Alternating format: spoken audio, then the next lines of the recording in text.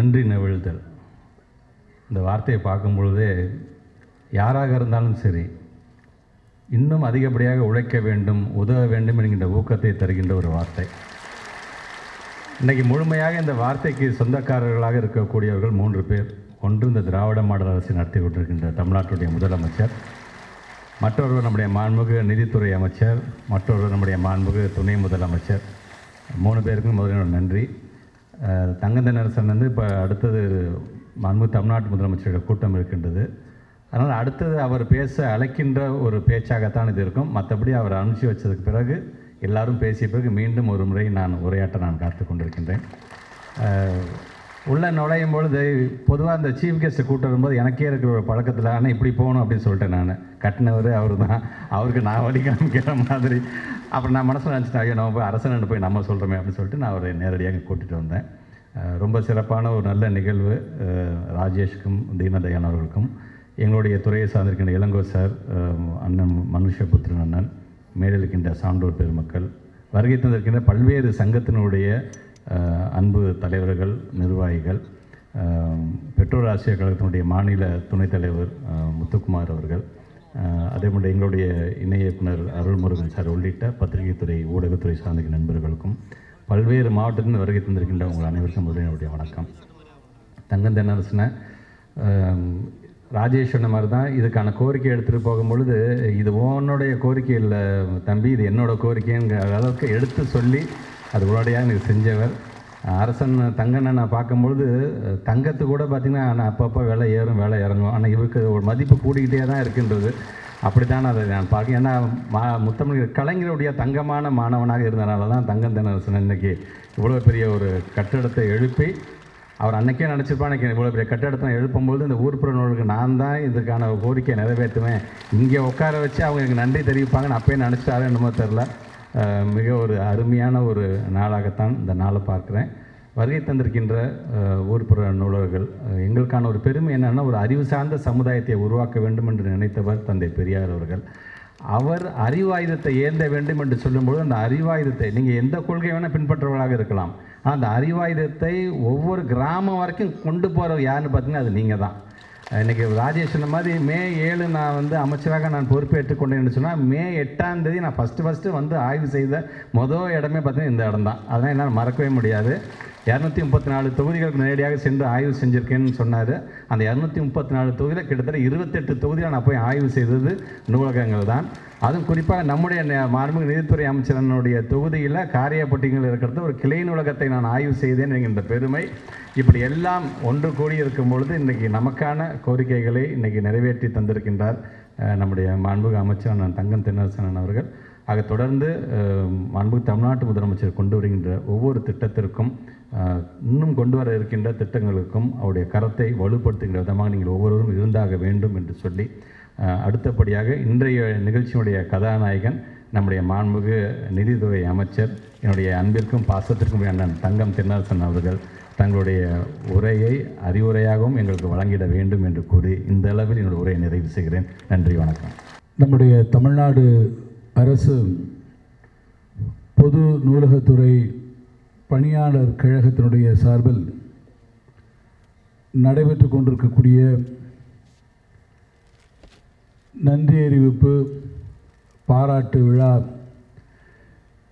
என்கின்ற அடிப்படையில் அதோடு கோரிக்கைகளையும் இணைத்து வழக்கப்படி நடக்கக்கூடிய இந்த சிறப்பான கூட்டத்தில்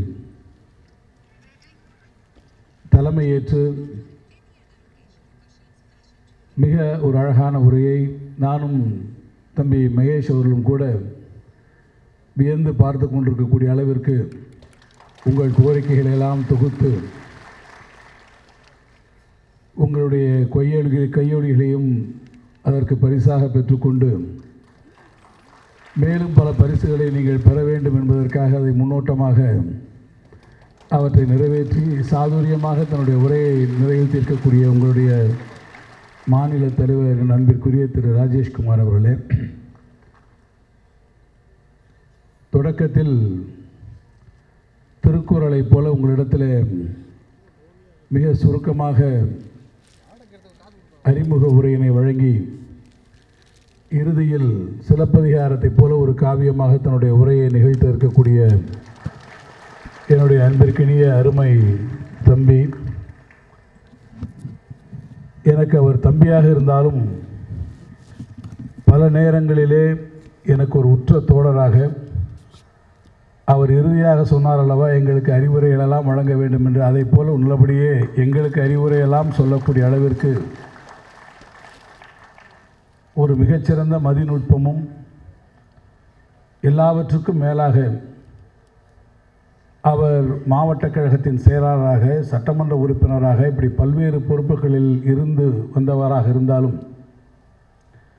அமைச்சராக, அதுவும் பள்ளிக்கல்வித்துறையுடைய அமைச்சராக வீற்றிருக்கக்கூடிய அந்த காலகட்டத்தில் தன்னுடைய நிதானமான ஒரு போக்கிற்கும் ஒரு தீர்க்கமான முடிவுகளுக்கும் எல்லாவற்றுக்கும் மேலாக உங்களோடும் மக்களோடும் துறையோடும் ஒன்றி இருக்கக்கூடிய அந்த பாங்கிற்கும் சொந்தக்காரராக விளங்கக்கூடிய என்னுடைய போற்றுதலுக்குரிய அருமை தம்பி மாண்புமிகு அமைச்சர் தம்பி மகேஷ் பொய்யாமொழி அவர்களே, நிகழ்ச்சியிலே வரவேற்புரை நல்கியிருக்கக்கூடிய மதிப்பிற்குரிய பொதுச் செயலாளர் தீனதயாளன் அவர்களே, மதிப்பிற்குரிய நம்முடைய இணை இயக்குனர் இளங்கோ சந்திரகுமார் அவர்களே, அன்பிற்குரிய நம்முடைய நூலக ஆணைக்குழுவினுடைய தலைவர், சிறந்த எழுத்தாளர், என்னுடைய கெழுதகை நண்பர், உயிர்மையின் மூலமாக மக்களுடைய மனங்கவர்ந்த ஒருவராக சமகாலத்தில் நம்மோடு இருக்கக்கூடிய மிக முக்கியமான எழுத்தாளர்களில் ஒருவராக நான் கருதக்கூடிய என்னுடைய மதிப்பிற்குரிய திரு மனுஷ்யபுத்திரன் அவர்களே, நந்தி உரை நவல் இருக்கக்கூடிய திருமதி சுமதி அவர்களே, நிகழ்ச்சியிலே கலந்து கொண்டிருக்கக்கூடிய பல்வேறு அரசு அலுவலர்களே, நம்முடைய வாழ்த்திற்குரிய நூலகர் பெருமக்களே, வந்திருக்கக்கூடிய சங்கங்களின் நிர்வாகிகளே,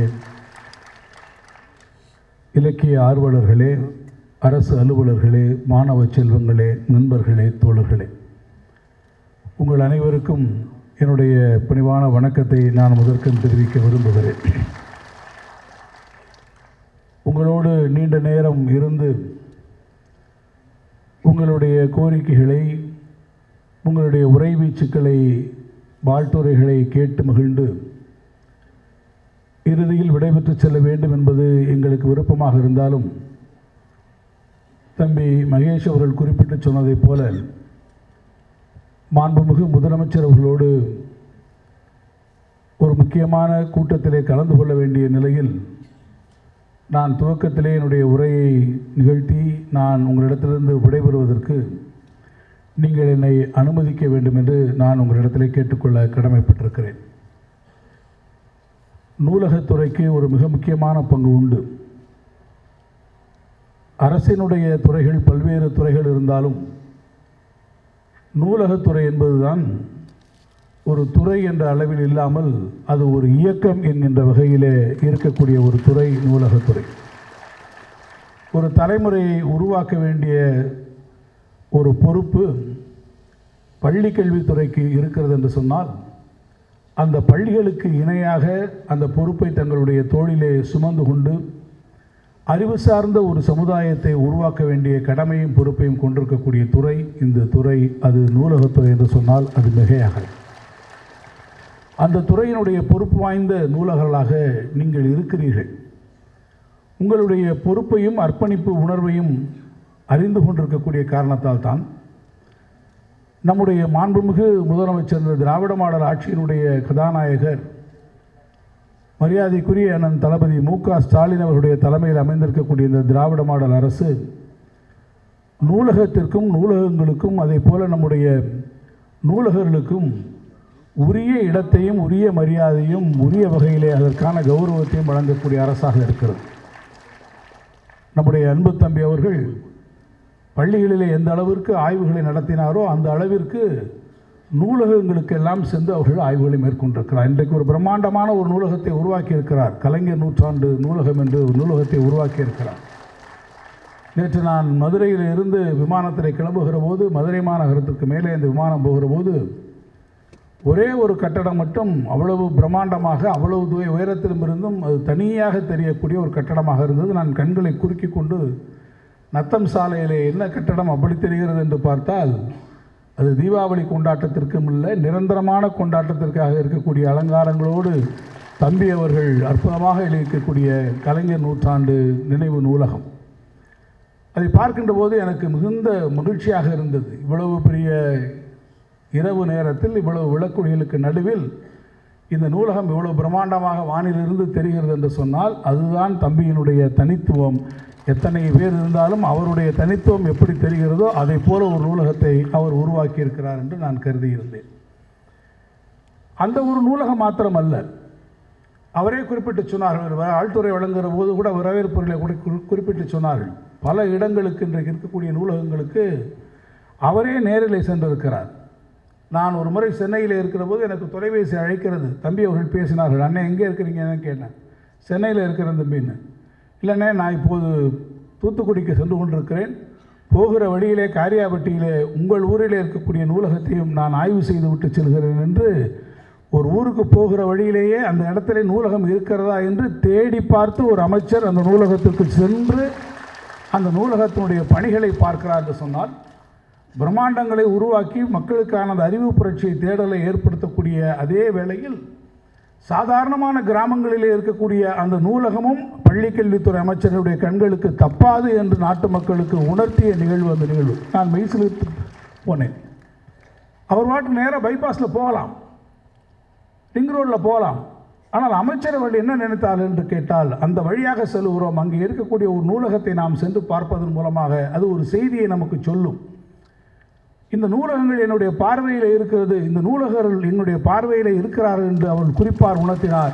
அவருடைய குறிப்பால் உணர்த்தியதன் காரணமாகத்தான் இன்றைக்கு 446 பேர் இன்றைக்கு நீங்கள் காலமுறை ஊதியத்தில் வந்திருக்கு என்று சொன்னால் அதற்கு முழு பொறுப்பும் முழு முதற் காரணமும் யாரை சாரும் என்று சொன்னால் பள்ளி கல்வித்துறை அமைச்சர் என்னுடைய ஆறுயிர் தம்பி மகேஷ் பொய்யாமொழி அவர்களை சார். உங்களுக்காக ஒரு கோரிக்கைகளை எடுத்து வைக்கக்கூடிய அந்த ஒரு பொறுப்பு இங்கே சொன்னார்கள். என்னை பார்த்து சொல்லுகிற போது கூட சொன்னார்கள், நீங்கள் என்னை முதல் முறையாக பார்க்கிற போது 2006 விடாது கருப்பு என்று நான் சொன்னதாக சொன்னார்கள். அது விடாது கருப்பாக இருந்தாலும் எங்கள் இருவருக்கும் அது விடாது பொறுப்பாக அது இருக்கிறது. எனவே தான் 2 பேரும் இன்றமும் உங்களோடு இருந்து அந்த பொறுப்பை நிறைவேற்றக்கூடிய காரியத்திலே நாங்கள் எங்களை ஒப்படைத்துக் கொண்டிருக்கிறோம். ஏறத்தாழ 2162 பேர் 2006 ஆண்டிலிருந்து 2024 ஆண்டு வரை காலமுறை ஊதியத்திற்கு பதவி உயர்வுகளாக நீங்கள் பெற்று வந்திருக்கிறீர்கள். அதில் நீங்கள் பார்ப்பீர்கள் என்று சொன்னால் 2006 ஆண்டிலே ஒரு 545 பேர் வந்திருக்கிறார்கள். வரிசையாக ஒவ்வொரு காலகட்டத்திலும் வந்து கொண்டிருந்திருக்கிறார்கள். தம்பியினுடைய காலகட்டம்தான். நடுவிலே பார்த்தீர்கள் என்று சொன்னால் அதற்கு பின்னால் இருக்கக்கூடிய இந்த 10-12 ஆண்டுகளிலே பெரிய அளவிலே யாரும் வரவில்லை. ஆனால் தம்பி அவர்கள் பொறுப்பேற்று மகேஷ் பொய்யாமொழி அவர்களுடைய அந்த பொறுப்பேற்றுக் கொண்டிருக்கக்கூடிய பள்ளிக்கல்வித்துறையினுடைய இந்த காலம் பள்ளிக்கல்வித்துறைக்கு மாத்திரமல்ல நூலகங்களுக்கும் அது ஒரு பொற்காலமாக அமைந்திருக்கிறது என்பதற்காக சொல்கிறேன். 446 பேர் அத்தனை வருஷம் கழித்து வந்தக்கூடிய ஒரே சாதனை தம்பியினுடைய அந்த பொறுப்பில் இருக்கக்கூடிய காலம். மொத்தமாக எடுத்து பார்ப்பேன் என்று சொன்னால் கழகம் ஆட்சி பொறுப்பில் இருக்கக்கூடிய காரணம்தான் இந்த திராவிட மாடல் ஆட்சியினுடைய தலைவராக நம்முடைய தளபதி அவர்கள் முதலமைச்சராக இருக்கக்கூடிய இந்த காலகட்டத்தில் தான் உங்களிலே 446 பேருக்கு அந்த பதவி உயர்வு அளிக்கிறார் என்று சொன்னார். அந்த உயர்வை அவர் அளிக்கின்ற போது அவர் பெறக்கூடிய அந்த மகிழ்ச்சி நூலகங்களுக்காக அந்த கட்டிடங்களுக்கோ புத்தகங்களுக்கோ வரக்கூடிய பயனாளிகளுக்காக மாத்திரமல்ல, அங்கே இருக்கக்கூடிய நூலகர்கள் நீங்களும் நன்றாக இருக்க வேண்டும் என்கின்ற ஒரு உள்ளம் நினைக்கிறது என்று சொன்னால் அந்த உள்ளத்திற்கு சொந்தக்காரர் நம்முடைய முதலமைச்சர், அந்த உள்ளத்திற்கு சொந்தக்காரர் நம்முடைய துணை முதலமைச்சர், நம்முடைய ஆறுயிர் அருமை தம்பி உதயநிதி ஸ்டாலின். காரணம், இதே போல ஒரு நிகழ்ச்சியிலே அவர் பேசிவிட்டு தம்பி அவர்களும் பேசுகிறார்கள். அப்போது அவர் என்னென்ன கோரிக்கைகளெல்லாம் சொல்லியிருக்கிறீர்கள் என்பதை நம்முடைய மாண்புமிகு துணை முதலமைச்சர் அவர்கள் உள்வாங்கி கொண்டிருக்கிறார். அன்றைக்கு அவர் இளைஞர் நலத்தினுடைய விளையாட்டுத்துறை அமைச்சர். அவற்றையெல்லாம் உள்வாங்கி கொண்டு அடுத்த ஒரு சந்தர்ப்பத்தை பார்க்கின்ற போது, அண்ணே நான் அந்த கோரிக்கை மாநாட்டுக்கு போனேன், கூட தம்பி மகேஷ் அவர்கள் வந்திருந்தார்கள், இன்னென்ன கோரிக்கையெல்லாம் சொன்னார்கள், அதையெல்லாம் நீங்கள் செய்து தர வேண்டும் என்று உங்களுக்காக உரிமையோடு மகேஷ் அவர்களுடைய இணைத்து கொண்டு சொன்னவர் நம்முடைய துணை முதலமைச்சர். எனவே உங்கள் கோரிக்கைகளை மனதிலே உள்வாங்கிக் கொண்டு அவற்றை செய்ய வேண்டும் என்கின்ற ஆர்வம் அதிகமாக இருக்கக்கூடியவர்கள் நம்முடைய அமைச்சர் பெருமக்கள், நம்முடைய துணை முதலமைச்சராக இருந்தாலும் முதலமைச்சராக இருந்தாலும் அவற்றை செய்து தருவதற்கு எப்போதும் அவர்கள் ஆர்வம் காட்டக்கூடியவர்களாக இருக்கிறார்கள். அந்த வகையில் என்னை பொறுத்த மட்டில் நான் வழக்கறிஞராக உங்களுக்கு இருப்பதாக சொன்னார்கள். உண்மைதான். வழக்கறிஞராக நான் ஊர்ப்புற ஊழியர்களுக்கு 10 வருடம் சட்டமன்றத்திலும் வெளியிலேயும் நான் உங்களுக்காக கோரிக்கையிடலாம் எழுப்பியிருக்கிறேன். ஆனால் ஒரு சிக்கல் என்னவென்று சொன்னால், பொதுவாக ஒரு கேஸில் ஒரு வக்கீல் ஜெயிச்சிட்டாருன்னு வச்சுக்கோங்க, மற்ற கிளையண்ட் எல்லாமே அங்கே வர ஆரம்பிச்சிருவாங்க கேஸ் எடுத்து. அது நிதியமைச்சராக இருக்கக்கூடியவருக்கு சற்று சிரமமான ஒரு காரியமாகவும் அமைந்துவிடும். ஆனால் நியாயமான கோரிக்கைகள் எந்த கோரிக்கையாக இருந்தாலும் அதை அன்பில் மகேஷ் அவர்களும் நானும் எடுத்து சென்று மாண்புமிகு முதலமைச்சர் அவரிடத்திலே நிச்சயமாக அவற்றுக்கான தீர்வுகளை நாங்கள் காண்பதற்கு எப்போதும் தயாராக இருப்போம். உங்களில் ஒருவராக நான் எப்போதும் இருந்து அந்த கோரிக்கை நேற்றைய தினம் என்னுடைய இல்லத்திலே நான் வந்து பார்க்கிற போது என்னிடத்திலே இந்த அழைப்புதல் இருந்தது. அன்னை உங்கள் இடத்துல அழைப்புதல் கொடுக்க சொன்னார்கள் என்று நான் இரவு வந்தவுடன் பார்த்தேன். அழைப்புதலை மிக ஆர்வமாக எடுத்து பார்க்கிற போது தான் தெரிந்தது அதற்கு அடியிலே ஒரு 13 கோரிக்கைகளும் இருக்கிறது என்று. அந்த 13 அழைப்புதலை எனவே அழைப்புதலை மேலே வைத்து கோரிக்கைகளை கீழே வைத்து கொடுத்தாலும் எங்களை பொறுத்தமட்டில் கோரிக்கைகளை மேலே வைத்து அந்த கோரிக்கைகளை வரக்கூடிய காலகட்டங்களில் நிச்சயமாக நாங்கள் அதை அன்புகுந்து பரிசீலித்து மாண்புமிகு முதலமைச்சருடைய கவனத்திற்கு நான் அதை எடுத்துச் செல்வேன். உங்களுக்கெல்லாம் தெரியும், சட்டமன்றம் கூட இருக்கிறது. எனவே அதற்கு அதிகமாக நாங்கள் இப்போது உரையாற்றுவது என்பது பொருத்தமாக இருக்காது என்பதையும் நான் உங்களிடத்திலே தெரிவித்து, உங்கள் கோரிக்கைகளை இதயத்திலே வாங்கி இருக்கிறோம், உங்கள் கோரிக்கைகளை எங்கள் மனங்களிலே எடுத்து இருக்கிறோம். எல்லாவற்றுக்கும் மேலாக நம்முடைய மாண்புமிகு துணை முதலமைச்சர் அவர்களிடத்திலும் மாண்புமிகு முதலமைச்சர் அவர்களிடத்திலும் நானும் தம்பியும் நிச்சயமாக அவற்றை எடுத்து சென்று நல்ல தீர்வுகளை உங்களுக்கு கண்டு தருவதற்கான முயற்சிகளை மேற்கொள்ளும் என்பதை சொல்லி, எப்போதும் போல் உங்களுடைய அன்பும் உங்களுடைய ஆதரவும் கழக அரசிற்கு இருக்க வேண்டும் என்றும் என்னுடைய கோரிக்கையாக வைத்து உங்கள் அன்பிற்கு நன்றியினை தெரிவித்து இந்த அளவில் நான் விடைபெறுகிறேன். நன்றி. பொது நலத்துறை பணியாளர் கழகம் நடத்துகின்ற நன்றி நவிழ்தல் மற்றும் பாராட்டு விழா என்கின்ற தலைப்பில் நடைபெற்று கொண்டிருக்கின்ற இந்த நிகழ்வில் அனைவரையும் வரவேற்று அமர்ந்திருக்கின்ற சங்கத்தினுடைய பொதுச் செயலாளர் உயர் திரு தீனதயாளன் அவர்களே, உரையாற்றி அமர்ந்திருக்கின்ற மாநில தலைவர் அன்பு சகோதரர் ராஜேஷ்குமார் அவர்களே, உரையாற்றி சென்றிருக்கின்ற மாண்புமிகு அமைச்சர் அண்ணன் தங்கம் தென்னரசன் அவர்களே, எனக்கு முன்பு உரையாற்றி அமர்ந்திருக்கின்ற சென்னை மாவட்ட நூலகத்தினுடைய ஆணைக்குழு தலைவர் பெருமதிப்பிற்குரிய அண்ணன் மனுஷபுத்திரன் அவர்களே, பொது நூலக இயக்கத்தினுடைய இணை இயக்குனர் மரியாதைக்குரிய திரு இளங்கோ சந்திரகுமார் சார் அவர்களே,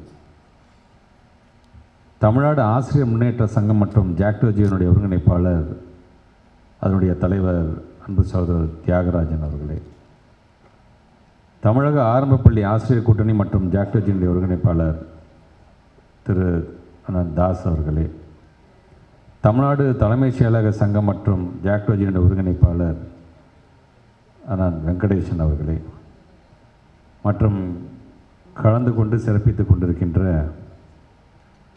சங்கத்தினுடைய முன்னாள் மாநில பொருளாளர் மரியாதைக்குரிய ஐயா நீலமேகன் அவர்களே, மாநிலத்தினுடைய ஆலோசகர் திரு நமச்சிவாயம் அவர்கள் உள்ளிட்ட சங்கத்தினுடைய மாநில துணைத் தலைவர்களே, துணை செயலாளர்களே, அமைப்பு செயலாளர்களே, இணை செயலாளர்களே, தலைமை நிலைய செயலாளர்களே, பிரச்சார தலைவர் செயலாளர்களே, இலக்கிய அணி செயலாளர்களே, மாநில ஒருங்கிணைப்பாளர்களே, மாநில செயற்குழுடைய உறுப்பினர்களே, விழாவினுடைய ஒருங்கிணைப்பாளர்களே, நிறைவாக நன்றி ஆட்டிருக்கின்ற திருமதி சுமதி அவர்கள் உள்ளிட்ட வருகை தந்திருக்கின்ற எங்களுடைய துறையை சார்ந்திருக்கின்ற அனைத்து அலுவலர்களுக்கும், பத்திரிகை துறை ஊடகத்துறை சார்ந்திருக்கின்ற நண்பர்களுக்கும் முதலில் எங்களுடைய வணக்கத்தை நாங்கள் தெரிவித்துக் கொள்கின்றோம். உரையாற்றி சென்றிருக்கின்ற அண்ணன் தங்கம் தென்னரசன் அவர்களை பொறுத்த வரைக்கும் பள்ளிக்கல்வித்துறை என்கின்ற குடும்பத்தினுடைய நமக்கான ஒரு மூத்த உறுப்பினர் தான் அவர். அதனால தான் நீங்கள் அங்கே அவர் உரையாற்றும் பொழுது இன்னமும் ஒரு பள்ளிக்கல்வித்துறை அமைச்சராகவே தன்னுடைய உரையை அவர் நிகழ்த்திவிட்டு சென்றிருக்கிறார் என்று தான் எனக்கு என்ன தோன்றுகிறது. ஏனென்றால் இது சார்ந்து பல நேரங்களில் கூட்டங்கள் நடக்கும் பொழுது நீங்கள் தருகின்ற அந்த கோரிக்கையெல்லாம் எடுத்துக்கொண்டு நான் அவரை சந்திக்கும் பொழுதெல்லாம், குறிப்பாக இந்த ஊர்ப்புற நூலர்களுடைய சம்பந்தமான அந்த கோரிக்கை வந்த பொழுது உடனடியாக அதை கையில் எடுத்துக்கொண்டு அவர் சொன்னார், இது என்னுடைய கோரிக்கை, இதை எனக்காக நீங்கள் செய்து தர வேண்டும் என்று அங்கே இருக்கின்ற அதிகாரிகளிடம் எடுத்து சொன்னார்கள். ஆக அது முடிந்ததுக்கு பிறகு நான் அண்ணனிடம் சொன்னேன், அண்ணே வெறும் நம்முடைய நூலகர்கள் மட்டும் உங்களுடைய கோரிக்கையாக இருக்கக்கூடாதுனே, ஒட்டுமொத்தமாக என்னுடைய ஆசிரியரிடமே உங்களுக்கான கோரிக்கையாக இருக்க வேண்டும் அண்ணே என்று நான் சொன்ன பொழுது, கண்டிப்பாக ஒவ்வொன்றையும் நான் படிப்படியாக முதலமைச்சருடைய கவனத்துக்கு கொண்டு சென்று நிறைவேற்றுகிற பணியில் என்னை முழுமையாக ஈடுபடுத்திக் கொள்வேன் என்று சொன்னவர் அண்ணன் அவர்கள். இன்றைக்கி அவர் பேசும்போது சொன்னது மாதிரி தான், எங்களை பொறுத்த வரைக்கும் திராவிட மாடல் அரசை நடத்தி கொண்டிருக்கின்ற தமிழ்நாட்டுடைய முதலமைச்சர் எண்ணம் என்பது எல்லோருக்கும் எல்லாம் என்று சொல்லும்போது அது வெறும் செயல், வெறும் சொல் மட்டுமல்ல, செயலிலும் நாம் அதை காட்டிட வேண்டும். கிளை நூலகத்தில் இருக்கின்ற ஒரு லைப்ரரியன் எந்த அளவுக்கு நாங்கள் மதிக்கிறோமோ அதே போன்று தான் அண்ணா நூற்றாண்டு லைப்ரரி, ரெண்டு பேரும் சமமாகத்தான் நாங்கள் பார்த்து கொண்டிருக்கின்றோம். ஏதோ பெரிய பெரிய கட்டடம் இருந்தால் அந்த கட்டடத்தை உள்ளுக்கு தான் போய் ஆய்வு செய்யணும், ஒன்றும் விதியெல்லாம் கிடையாது. என்னை பொறுத்த வரைக்கும் பல நேரங்களில் கிராம பகுதியில் இருக்கின்ற நூலகர்கள் சென்று அங்கே அமர்ந்து அவங்கள உட்காந்து பேசிட்டு வருது என்னுடைய வழக்கமாக நான் வைத்திருப்பேன். காரணம், அங்கே இருக்கின்ற நூலகர்கள் வெறும் நூலகர்களாக மட்டும் இருக்க மாட்டாங்க. பார்த்திங்கன்னா அந்த ஊர் மக்களாகவே கலந்திருப்பார்கள். இன்னும் சொல்லணும்னா அங்கே வருகின்ற போட்டித் தேர்வுக்கு தயாராகிட்டு இருக்காங்க பார்த்தீங்களா, அந்த இளைய சமுதாயம் அவருடைய நலம் விரும்பிகளாகவும் மாறிடுறாங்க. அவங்களுக்கு என்ன புத்தகம் தேவைங்கிறது இவங்க எடுத்து சொல்கிறாங்க. நாங்கள் போகும்போது சார் இந்த புத்தகம் நல்லா இருக்கு சார், இன்னும் கொஞ்சம் இந்த புத்தகம் வந்தால் நல்லா இருக்கும் சார் என்று எங்களுக்கு ஆர்டர் போடுறதே யாருன்னு பார்த்தீங்கன்னா அந்த லைப்ரரிஸாக தாங்க இருப்பாங்க. அவர்களுக்காக அவர்கள் கேட்கவில்லை, ஒரு அறிவு சார்ந்த சமுதாயத்தை நாம் படைத்திட வேண்டும், அதற்கு என்னென்ன தேவை என்பதை உணர்ந்து, அந்த மக்களுக்கு என்ன தேவை என்பதை உணர்ந்து எங்களிடம் அந்த கோரிக்கையை வைக்கும்போது உடனடியாக அதை செய்து தர வேண்டும் என்று நாங்களும் ஆசைப்படுகின்றோம். நூலகத்துக்கு செல்லும் பொழுது அங்கே இருக்கின்ற விசிட்டர்ஸ்க்கான வசதி மட்டும் நான் கேட்பதல்ல, லைப்ரரியான ஒரு லேடி இருந்தாலும் சரி, அது ஜென்ஸாக இருந்தாலும் சரி, முதல்ல நீங்கள் போகிறதுக்கான டாய்லெட்ஸ் வசதி இருக்காமா அப்படின்னு கேட்பதை நான் வசதியாக வைத்திருக்கின்றேன். ஏன்னா அவர்களும் மனிதர்கள் தான், வந்துட்டு போனாங்கன்னா டெடிக்கேட்டடாக காலம்பரம் வந்தது ஈவினிங்க்கு அங்கே உட்காந்துட்டு போகக்கூடியவர்கள். என்னென்ன புத்தகம் தேவை அந்த புத்தகத்தை அடுக்கி வைப்பதாக இருந்தாலும் சரி, அதுக்கு தகுந்தாப்போ இந்த மெம்பர்ஸோட லிஸ்ட்டை ஒரு தடவை சரிபார்ப்பதாக இருந்தாலும் சரி, புரவலர்கள் லிஸ்ட்டை சரிபார்ப்பதாக மெம்பர் கார்டு கொடுத்ததுலேருந்து பார்த்தீங்கன்னா எல்லாத்தையும் மிக அழகாக. அதனால தான் தமிழ்நாட்டுடைய முதலமைச்சர் அவர்கள் இங்கே உரையாற்றிய நம்முடைய அண்ணன் தங்கம் தென்னரசன் சொன்னது போலவும், உரையாற்றி இருக்கின்றவர்களாம் சொன்னது போலவும், நமது திராவிட மாடல் அரசு முத்தமிழர் கலைஞர் காலத்தில் எப்பொழுதுதான் நம்முடைய அரசு அமைகின்றதோ அப்பொழுதெல்லாம் உங்களுக்கான அந்த உயர்வு நடந்து கொண்டே தான் இருக்கிறது என்று சொல்கிறதுக்கு காரணம், இந்த டிபார்ட்மெண்ட் சாதாரண டிபார்ட்மெண்ட் இல்லை, அதுவும் லைப்ரரிங்கிறது சாதாரண விஷயம் அல்ல. ஒவ்வொரு லைப்ரரிஸும் பார்த்தீங்கன்னா நாம தான் மக்கள்கிட்ட பேசுகிறோம். ஒவ்வொரு புத்தகத்திட்டையும் பேசக்கூடியவர் யாருன்னு பார்த்தீங்கன்னா அது நீங்கள் தான். அந்த புத்தகம் எங்கே இருக்கிறது, புத்தகம் பத்திரமாக இருக்கின்றதா, அந்த புத்தகத்துக்கு ஏதாச்சும் முதல் உதவி தேவைப்படுகின்றதா அப்படின்னு பார்க்க, அது ஒரு உயிர் மாதிரி பார்க்குறீங்க நீங்கள். அதை நான் கண்கூடாக நான் பார்த்துருக்கிறேன். பல நேரங்களில் நான் பேசியிருக்கேன். நான் சங்கத்தின் சார்பாக வைக்கக்கூடிய கோரிக்கைகளை பேசும்பொழுது அவங்க மனம் உருங்கி பேச நான் பார்த்துருக்கேன். மழை பெஞ்சு அந்த மழை பெய்கிறம்போது அந்த புத்தகம் நினைகிறது என்று சொன்னால் தான் பெத்த பிள்ளையாக நினைகிற மாதிரி நினைக்கக்கூடியவர்களாக உங்கள் அனைவரையும் நான் பார்த்து கொண்டிருக்கின்றேன். ஆக அதனால தான் இன்றைக்கு தமிழ்நாட்டுடைய முதலமைச்சர் அவர்கள் மனுஷபுத்திரன் சொன்னது போல் ஒரு அரசாங்கம் அமைகின்றது அடுத்த கட்டமாக தன்னுடைய வேலையை பார்த்து அடுத்தது டிபார்ட்மெண்ட்டுன்னு போயிட்டே இல்லாமல் வெறும் டிபார்ட்மெண்ட்டை ஃபோக்கஸ் பண்ணதை காட்டணும், ஒரு அறிவு சார்ந்த சமுதாயத்தை ஃபோக்கஸ் பண்ணணும். அப்படின்னா முதல்ல பள்ளிக்கல்வித்துறை கையில் எடுக்கணும், பள்ளிக்கல்வித்துறையில் இருக்கின்ற நூலகத்தை கையில் எடுக்கணும் என்று நினைக்கக்கூடிய ஒரு முதலமைச்சரை நாம் பெற்றிருக்கின்றோம். அதனால தான் பல்வேறு திட்டங்கள் அவர் சொன்னது போல் இலக்கிய திருவிழாக்களை நடத்திக்கிட்டு இருக்கோம். நாங்கள் வெறும் இலக்கிய திருவிழாக்கள் மட்டுமல்ல, இளைஞர்களுக்கான இலக்கிய திருவிழாவும் இப்போ தனியாக நடத்திக்கிட்டு இருக்கோம். நாங்கள் அது ஒவ்வொரு இடத்துக்கும் நேரடியாக சென்று, அது பொருணையாக இருந்தாலும், வைகையாக இருந்தாலும், காவேரியாக இருந்தாலும், சிறுவாணியாக இருந்தாலும், இங்கே நம்முடைய சென்னையாக இருந்தாலும் சரி, அந்த இலக்கிய திருவிழாக்களை நடத்துக்கிறோம். அவர் சொன்ன மாதிரி இன்றைக்கி சென்னையில் மட்டும்தான் புத்தக கண்காட்சி நடந்துருச்சு. அது இன்றைக்கி தமிழ்நாடு முழுவதும் ஒவ்வொரு மாவட்டத்துக்கும் நம்ம நடத்திக்கிட்டு இருக்கிறோம் அப்படின்னு சொல்லும்போது ஒவ்வொரு மாவட்டத்துலேயும் கிட்டத்தட்ட 10 நாட்கள் அந்த புத்தக திருவிழா நடைபெற வேண்டும் என்று நீங்கள் செஞ்சிட்ருக்கிறோம். ஒன்று நல்லா நினச்சி பாருங்கள், 38 மாவட்டம் இருக்குது. 38 மாவட்டத்தில் ஒவ்வொரு தினம் 10 தடவைனா கிட்டத்தட்ட 365 நாள் தான் ஒரு வருஷத்துக்கு இருக்குது. ஆனால் 380 நாட்கள் நாம் நடத்துகின்ற அளவுக்கு இன்றைக்கு இந்த புத்தக கண்காட்சியை கொண்டு செல்வதன் காரணமாகத்தான் இது வரைக்கும் கிட்டத்தட்ட பார்த்தீங்கன்னா 69.2 கோடி ரூபாய்க்கு புத்தகமே விற்பனையாக இருக்கின்றது. வெறும் புத்தகம் தான் விற்பனையாக இருக்குது, அது என்ன பிஸ்னஸ்? அது அந்த புத்தகத்தை வாங்கிட்டு போய் என்ன பண்ணுறோம்? நம்ம படிக்கிறோம். பெரியவங்க படிக்கிறாங்க, பெரியவங்க படிக்கிறத அந்த வீட்டில் இருக்கிற குழந்தைங்களை பார்த்து அந்த குழந்தைங்க தன்னேரமே இன்ஃப்ளூயன்ஸ் ஆகிறாங்க. சரி, நம்மளும் புத்தகம் படிக்கணும் போல இருக்குப்பா. இந்த வாசிப்பை நாம் ஒரு இயக்கமாக மாற்றி காட்ட வேண்டும் நினைத்தார் பார்த்தீங்கன்னா நம்முடைய தமிழ்நாட்டுடைய முதலமைச்சர். அவருக்கு முதல்ல நம்முடைய நன்றியை, நம்முடைய பாராட்டுகளை நம்ம தெரிவித்துக் கொள்ள வேண்டும். அதனால் தான் நான் பல நேரங்களில் ஆய்வு என்று வரும்பொழுது இங்கே மட்டும் இல்லை, வெளி மாநிலத்துக்கு சென்றாலும் சரி, வெளிநாடுகளுக்கு சென்றாலும் சரி, அங்கே இருக்கின்ற லைப்ரரிஸ் எப்படி இருக்குது, அங்கே இருக்கின்ற லைப்ரரிஸ் என்ன மாதிரியான வேலையை பார்த்து கொண்டிருக்கின்றார்கள், அவங்க என்ன மாதிரி சிறப்பாக பணியாற்றுறாங்க பார்த்துட்டு அதெல்லாம் ஸ்டடி பண்ணிட்டு வரும்பொழுது விமானத்தில் வரும்போது என்னோடய எண்ணம்லாம் என்ன தான் அந்த லைப்ரரிஸ் அவங்களுடைய வேலையை பார்க்குறாங்கன்னா எங்களுடைய கிளை நூலகத்தில் இருக்கின்ற ஒரு லைப்ரரிக்கு ஈக்குவலாக யாரும் வந்துட முடியாத என்ற எண்ணம் எனக்கு தோணும். ஏன்னா அவங்க ரொம்ப ஜாலியாக சொஃபஸ்டிகேட்டாக உட்காந்து ஒரு ஏசி ரூமில் உட்காந்து அவங்க வேலையை பார்த்துட்டு போயிட்டே இருப்பாங்க. ஆனால் நம்முடைய லைப்ரரிஸ் அங்கே இருக்கின்ற அனைத்து பணிகளும் செய்யக்கூடியவர்களாக எனக்கு அவ்வளோ பெருமையாக இருக்கணும். பெரிய பெரிய லைப்ரரி கட்டடங்கள் எழுப்பப்பட்ட லைப்ரரியாக இருக்கும், சில ரொம்ப ஓல்டு லைப்ரரிஸாக இருக்கும். அதெல்லாம் செல்லும்பொழுது அங்கே அந்த புத்தகத்தை அவர்கள் பத்திரமாக வைத்திருப்பது, அங்கே இருக்கின்ற வருகின்ற விசிட்டர்ஸ் அவங்க வந்து எப்படி அவங்க வந்து அன்பொழுக வரவேற்கின்றதுன்னா பார்க்கும்போது குடும்ப உறுப்பினராகவே நீங்கள்லாம் மாறி போயிருக்கிறீங்க நீங்கள். அதனால தான் இதை எல்லோரும் சொல்கிறது போல் இது ஒரு சாதாரண ஒரு விஷயம், இது ஒரு இயக்கமாக நாம் நடத்தி கொண்டிருக்கின்றோம் அறிவு சார்ந்த சமுதாயத்தை படைப்பதற்கு என்று நாம் சொல்கின்றோம். இப்படி நம்முடைய துறை சார்ந்து பல்வேறு முன்னெடுப்புகளை எடுக்கின்ற அதே வேளையில் நம்முடைய லைப்ரரிஸுக்கான சில கோரிக்கைகள் இருந்து கொண்டு தான் இருக்கின்றது. அந்த கோரிக்கை நம்முடைய ராஜேஷ் வைக்கும்போது வைத்திருக்கின்ற அந்த கோரிக்கைகளாக இருந்தாலும் சரி, அதை கூட நம்ம இளங்கோ சார்ட்ட நான் ஒரு கருத்து கேட்டிருக்கேன், அந்த கருத்தை எனக்கு ரிப்போர்ட்டாக கொடுங்கன்னு கூட நான் கேட்டிருக்கேன். ஸோ இதெல்லாம் ரிப்போர்ட் வரும்பொழுது ஏன்னா எல்லோரும் சொல்ல மாதிரி தான், இப்போ தங்கம் தென்னரசன் வந்து நமக்கான வக்கீலாக அங்கே வாதாடுறாரு, சிஎம் ஆஃபீஸில் பேசுகிறார், நமக்கான பல்வேறு கோரிக்கை நிறைவேற்ற அவர் பாடுபடுறாருன்னா அட்லீஸ்ட் ஒரு ஜூனியர் அட்வொகேட்டாக எனக்கு விஷயம் தெரிஞ்சால் தான் நான் போய் அவர்கிட்ட சொல்ல முடியும். நான் எனக்கு தெரியவில்லை என்று சொன்னால் இங்கே வருகை சென்றிருக்கிற நம்ம சங்க தலைவர்களாக இருந்தாலும் சரி, இங்கே உங்கள் சங்கத்தை சார்ந்தவங்க நான் கேட்டு தெரிஞ்சுக்கிறேன், எனக்கு தெரியல, எனக்கு இது புரியல, எனக்கு சொல்லித்தாங்க, நீங்கள் சொன்னீங்கன்னா முதல்ல அதை நான் உள்வாங்கிட்டு நான் போய் நான் தங்கம் தென்னரசன் நான் சொல்லுவேன், அவர் அதை எடுத்து போய் தமிழ்நாடு முதலமைச்சர் கொண்டு செல்வார் என்கின்ற விதத்தில் இன்றைக்கி நாங்களும் எங்களை எஜுகேட் பண்ணிக்கிட்டே இருக்கிறோம். டிபார்ட்மெண்ட் சார்ந்துங்கிறது ஒரு பக்கம் இருந்தது என்று சொன்னாலும் நம்முடைய பணியாளர்கள் உங்களுக்கு என்ன தேவை என்பதை முதல்ல நாங்கள் தெரிஞ்சுக்கணும். முதல்ல நான் ஒரு லைப்ரரினா என்ன நினச்சிக்கிட்டா தான் எனக்கு உங்களுடைய பிரச்சனைகள் என்னென்னு தெரியும், என்னென்னு செய்ய வேண்டும் என்று தெரியும். அதனால தான் எங்களுடைய கோரிக்கையை வைக்கும்பொழுது நான் சில நேரம் நான் இன்னொரு செகண்டரி கிரேட் டீச்சரா, இன்னொரு பிடி அசிஸ்டண்ட்டா, நான் ஒரு பிஜி டீச்சரா, நான் ஒரு ஹெச்எம்மா, நான் ஒரு நூலகரா, எல்லா நிலையும் என்ன முதல்ல நான் உள்வாங்கி கொண்டு போய் சொன்னால் தான் அவங்களுக்கு தெரியும், ஆமாப்பா இந்த மாதிரியான மக்களுக்கும் ஒரு குடும்பம்னு ஒன்று இருக்குது, ஆக இங்கே வேலை செஞ்சிருப்பா அவங்க எப்படி குடும்பம் நடத்த முடியும் இதை வைத்துக்கொண்டு, அப்போ அதுக்கு நம்ம என்ன செய்ய வேண்டும் என்றதை எங்களால் சொல்ல முடியும். அது அந்த விதத்தில் தான் இங்கே இந்த சங்கத்தை சார்ந்திருக்கின்ற நம்முடைய ராஜேஷாக இருந்தாலும் தீனதயாளாக இருந்தாலும் இந்த சங்கத்தினுடைய உறுப்பினர் முக்கியமான உறுப்பினர்கள் சந்திக்கும் பொழுது தான் இதை கொண்டு போய் எடுத்துகிட்டு போகணும். நாங்கள் சொல்லும்போது அது முழுமையாக அதை உள்வாங்கி கொண்டு இன்றைக்கி இது நிறைவேற்றப்பட்டிருக்கின்றது. அதுமாதிரி நிதி இழப்பு இல்லாமல் எங்களுக்கு சில கோரிக்கையை நீங்கள் செய்ய வேண்டும் என்று அவர்கள் சொல்லியிருக்கிறார்கள். கண்டிப்பாக அதையும் நம்முடைய தமிழ்நாட்டுடைய முதலமைச்சர் கவனத்திற்கு அண்ணன் தங்கம் தென்னரசன் மூலமாக எடுத்து செல்வோம்.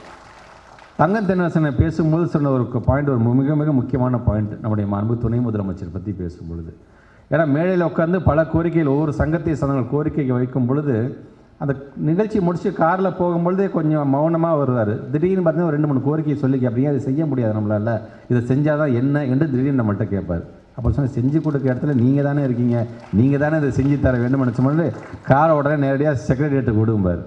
அங்கே இருக்கின்ற சிஎஸ் மூலம் இருக்கின்ற முக்கிய அதிகாரி நம்முடைய அலுவலகம் எடுத்து சொல்லுவார், இது எப்படியாச்சும் நம்ம செஞ்சு கொடுங்க, இதுக்கு என்னென்ன வழிவகை இருக்குது, இது இதெல்லாம் என்ன நிதி கூடுதல் செலவு வர வேண்டும், எல்லாத்தையும் நீங்கள் எனக்கு கணக்கு போட்டு கொடுங்க என்று சொல்லி அதை தமிழ்நாட்டு முதலமைச்சர் நம்ம எடுத்து சொல்லி இன்றைக்கி அதை செய்யக்கூடிய இடத்தில் இன்றைக்கு நம்முடைய துணை முதலமைச்சர் இருக்கின்றார்.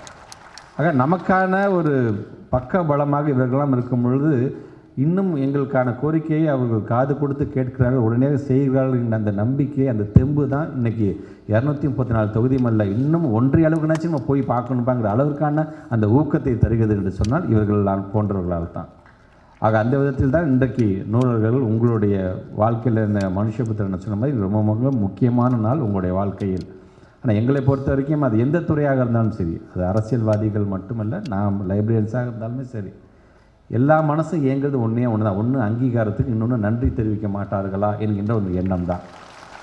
நம்முடைய ராஜேஷை பொறுத்த வரைக்கும் பார்த்திங்கன்னா அப்போலேருந்து நான் நன்றி தெரிவிக்கணும்னு சொல்லும்போது அவருக்கான ஒரு சில ப்ரொமோஷன் அவர் போயிட்டார் ஒரு இடத்துக்கு.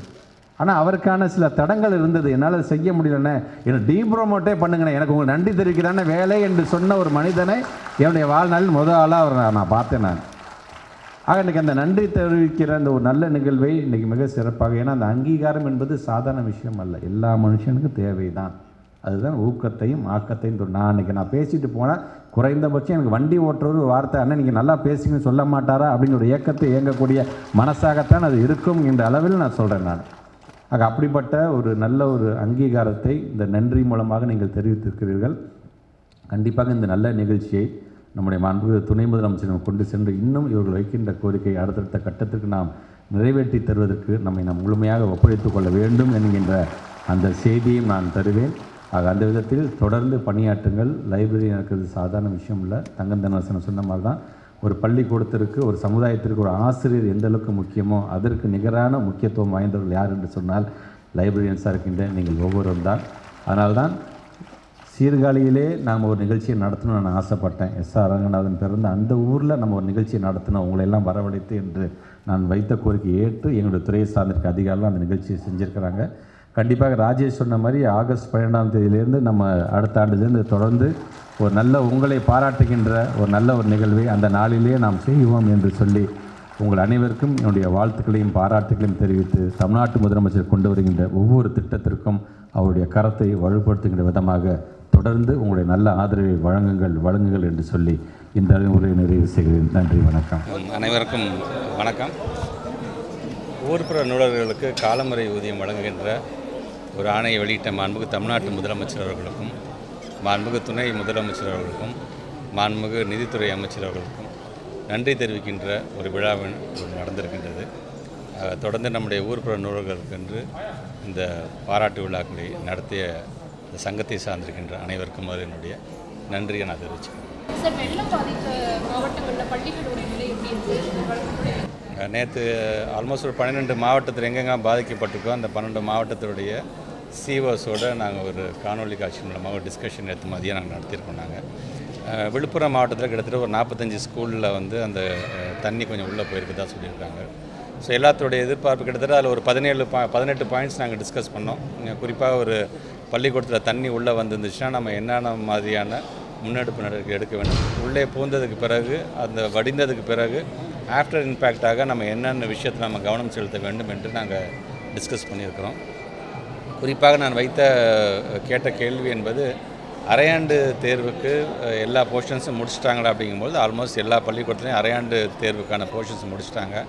டிசம்பர் 2ஆம் தேதியிலேருந்து ப்ராக்டிக்கல் எக்ஸாம் ஆரம்பிக்க வேண்டிய காலம். எங்கெங்கெல்லாம் மழை தேங்கி இருக்குது, எங்கெங்கெல்லாம் மழையால் பாதிக்கப்பட்டிருக்கின்றதோ அந்த மாவட்டத்தில் ப்ராக்டிக்கல் எக்ஸாம் நடத்த முடியாத சூழ்நிலை இருந்தது என்று சொன்னால் ஜனவரி மாதம் ஃபஸ்ட் வீக்கில் அதை முடிச்சிருங்க என்று சொல்லியிருக்கிறோம். டிசம்பர் மாதம் 9ஆம் தேதியிலேருந்து 23ஆம் தேதி வரைக்கும் ஹாஃப் எக்ஸாமுக்கான டைம் டேபிள் இருக்குன்னு நம்ம கொடுத்துட்டோம். அதன் அடிப்படையில் தான் அது நடைபெற இருக்கின்றது. எங்கெல்லாம் பாதிக்கப்பட்டிருக்கின்றதோ, எந்தெந்த மாவட்டத்திலும் அதிகமான பாதிப்பு இருக்கின்றது, அரையாண்டு தேர்வு எழுத முடியாத சூழ்நிலை இருக்கின்றதோ, எந்தெந்த தேர்வுக்கு அவர்களால் வர முடியாமல் இருக்கின்றது, 9ஆம் தேதிக்குள்ளே நார்மல் நிலைமை ஆயிடுச்சு அப்படின்னு சொன்னால் அது அந்த பள்ளியை சார்ந்திருக்கின்ற ஹெச்எம்ஸ் மூலமாகவே அந்த பள்ளிக்கூடத்துக்கு அந்த தேர்வு நடத்தலாமா வேண்டாமா என்பது உறுதி செய்யப்படும்.